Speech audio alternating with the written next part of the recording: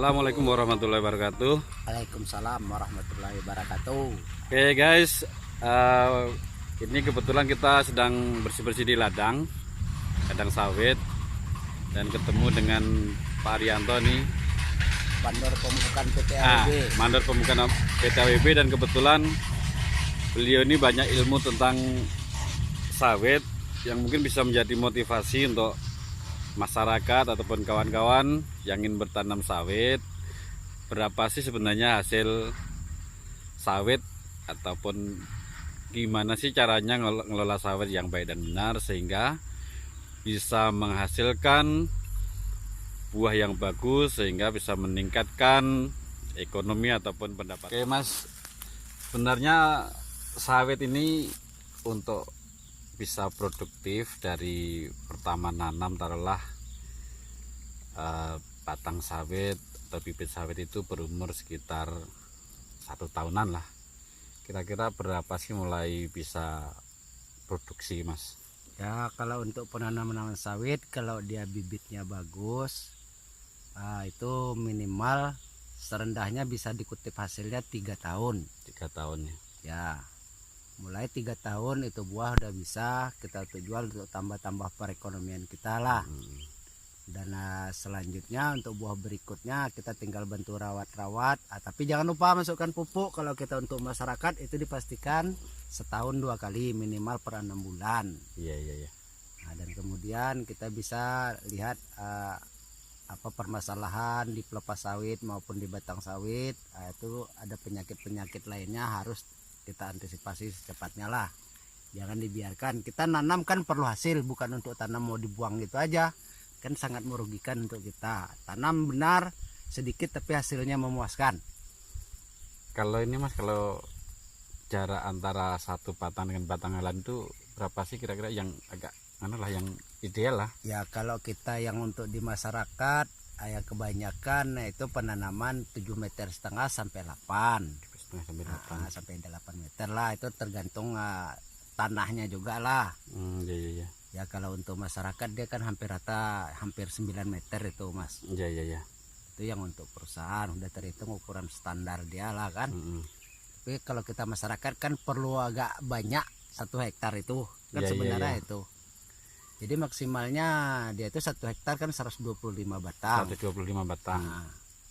Kalau misalkan, karena ini kayaknya pendek-pendek sih pelepahnya nih, kalau ditambah jadi 1 hektar tuh menjadi 150 lah, kira-kira bagus enggak atau diproduksi nanti? Ya sebenarnya kalau 150 itu untuk kita masyarakat itu boleh-boleh aja, tapi ukuran tanamnya kan lebih mengurangi ukuran meternya kan begitu. Iya. Tapi kalau ya pelepah pendek 135 lah maksimalnya itu. Maksimal 130 ya. Tuh guys, kalau tanam sawit jangan rapet-rapet, tapi tanam paling maksimal 130 dalam 1 hektar. Tuh jangan deket-deket, nanti buahnya kurang. Yang paling penting kan untuk sawit ini selain pemilihan bibit ya kan Mas, bibit kan kalau bisa kan yang carikan yang unggul lah. Selain bibit, kalau untuk pemupukannya gimana pemupukan? Atau jenis pupuknya apa yang bagus tuh? Ya kalau saya di perusahaan untuk pupuk MOP itu 1. MOP itu apa? Kalau UMP, kalau di masyarakatnya ZA, KCL. ZA ini urea ya? Urea ZA urea. Ya kalau bahasa perusahaannya kan MOP, RP, Kisrit sama borak. Ya. Itu tergantung, kalau borak hampir merata dia 0,05, berarti 5 gram. 5 gram borak. Itu untuk pemupukan di perusahaan kan. Tapi ya untuk kalau kita masyarakat itu boleh juga 1 sendok nasi itu kan. Untuk yang kisrit itu tadi? Bukan, untuk 1 batang kalau boraknya. Borak. Ya, kita kan nggak mungkin pupuk campur sama dengan perusahaan dikemas dengan plastik. Iya. Nah, kita kan ya untuk masyarakat dibeli saja borak, dikasih 1 sendok dekat batang sekitar 1,5 meter. Iya.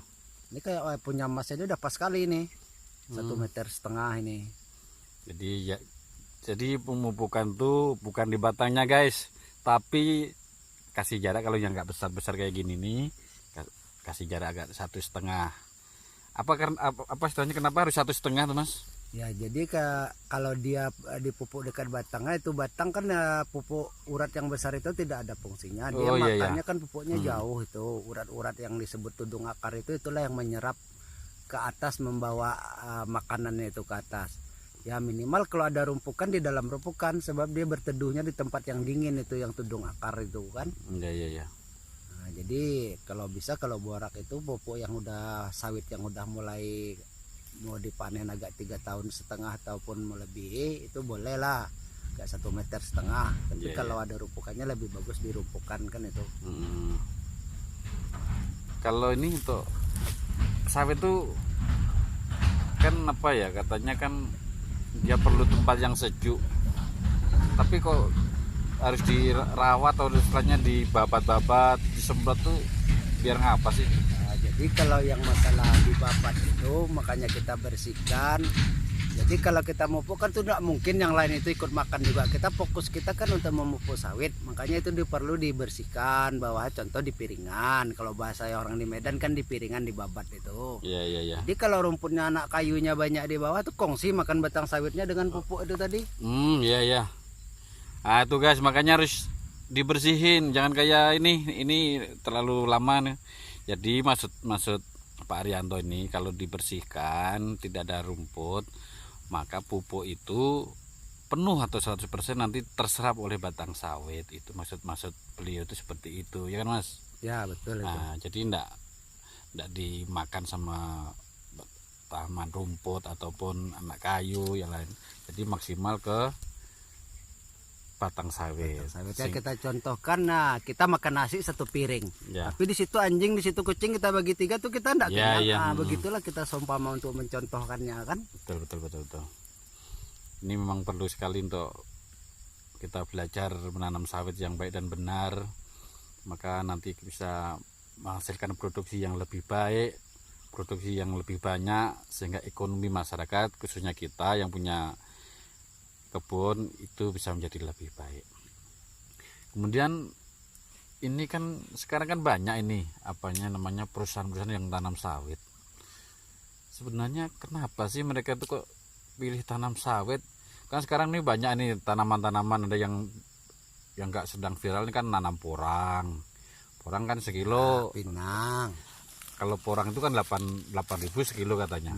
Kemudian ada yang nanam pinang. Tapi kalau perusahaan apa nggak cocok atau nggak memilih pinang tapi malah menanam sawit? Apa sebenarnya dibalik rahasia sawit nih Mas? Jadi saya perhatikan dengan melihat di media ataupun di TV yang sering dikeluarkan oleh kita, nengok berita-berita, untuk penjualan minyak sawit kita ke luar negeri ini kan sangat tinggi. Iya. Nah, jadi mungkin investor asing punya uang banyak, berminat dia buka perkebunan, buka lahan, apalagi minyak kita ini udah diakui juga sama dunia minyak bagus kan. Nah, jadi mungkin dari situ investor itu suka dia tanam sawit di daerah dengan kita, tapi kan besar juga makan biayanya kan, nggak ada modal yang menanggung, namanya investor kan. Iya. Dia kan besar, itu biayanya kan besar. Tentu mereka ada hitung-hitungannya. Kalau orang berinvestasi, saya tanam ini tentu walaupun modal besar tapi harus ada keuntungan. Keuntungannya berapa kalau orang perusahaan nanam sawit nih? Ya kalau perusahaan hitung-hitungannya tuh, kalau itu kali-kaliannya nggak dapat sama saya itu berapa keuntungannya per bulan. Misalkan begini, ini kan kita kan semua kan tahu nih, kalau orang nanam sawit ini kan modalnya cukup besar dibanding nanam karet nih. Tentu perusahaan ada hitungnya, dihitung berapa sih sebenarnya satu batang ini bisa menghasilkan dari nanam sampai mungkin ditumbang tuh berapa sih, kan ketemu itu investasinya itu. Ya kalau saya pribadi pernah juga saya tanya dengan manajer waktu bekerja di perusahaan itu satu batang itu udah buah mulai diambil sampai dia 25 tahun, satu batangnya bisa menghasilkan 25 juta. 25 juta satu batang. Wow, batang. Luar biasa guys. 25 juta satu batang. Jadi kalau kita hitung, kita lihat dari buah mulai diambil sampai besar itu, kalau saya rasa-rasanya masuk di akal tuh. Iya, iya, iya. Kalau tidak ada keuntungan kan istilahnya orang asing tidak akan mau dia tanam sawit. Jadi keuntungannya ini dihitung-hitung oleh seorang ahli atau insinyur pertanian, mulai dari tanam, kemudian dia berbuah, buah itu sampai dengan nanti ditumbang. Menurut beliau yang sudah pernah bertanya kepada ahli-ahlinya itu, katanya satu batang ini bisa menghasilkan uang 25 juta per Tapi batang. dirawat dengan benar. Ya, dengan pengelolaan yang baik dan benar, maka satu batang ini 25 juta. Berarti kalau kita punya misalkan 1 hektar isinya 120 batang kali 25 banyak juga nih. Cuman ini masyarakat ini belum banyak yang tahu ini. Maka nih yang punya lahan sawit ini kelola dengan baik, ini kata beliau ini yang sudah malang melintang di daerah kebun sawit, satu batang 25 juta, banyak juga. Kemudian ini Mas, penyakit-penyakit yang apa yang biasanya dialami oleh sawitnya apa saja, penyakit mungkin Ulat api ya. ya, kumbang, tapi nama kumbangnya saya nggak tahu, itu ada yang makan harus mati, pucuknya mati juga ada. Itu kumbang, tapi namanya saya nggak tahu itu kan. Kalau ulat yang Ulat api ya. ulat api itu yang habiskan daun ini semua. Jadi otomatis sawitnya itu ndak peksen lagi, dia kan itu mengalami kematian juga kalau ndak cepat diantisipasi ulat itu kan. Iya. Tapi alhamdulillah selama di sini yang ada cuma DPT, di masyarakat belum ada. Ya memang Itu saya lihat. ada ulat api itu dulu sekitar tahun 2010-an lah di Damasraya terkena tuh penyakit hama ulat api.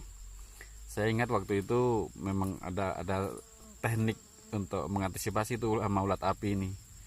Jadi waktu itu ada hama ulat api sama ahli pertanian juga. Jadi dicari ulat yang jatuh itu, kemudian di blender, difermentasi, disemprotkan lagi, dijadikan fresh ulat api. Itu untuk hama ulat api guys. Yang nggak bisa sekarang yang diobati yang sangat sulit untuk Indonesia itu adalah corona. Itu yang paling sangat susah. Oke, sekian, terima kasih. Itu aja lah pengalaman saya berikan kepada Mas.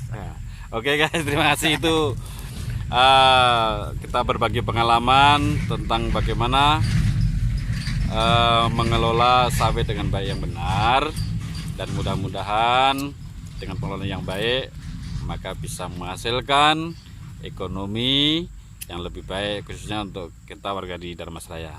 Oke, mungkin itu sementara, kita nanti sambung untuk hal yang lain, dan mudah-mudahan sharing tentang sawit ini bisa bermanfaat bagi kita semua. Dan jangan lupa nanti ya tekan subscribe, kemudian bisa kita share biar bisa menambahkan pahala bagi kita, karena share kan tidak membayar. Oke guys, terima kasih. Assalamualaikum warahmatullahi wabarakatuh.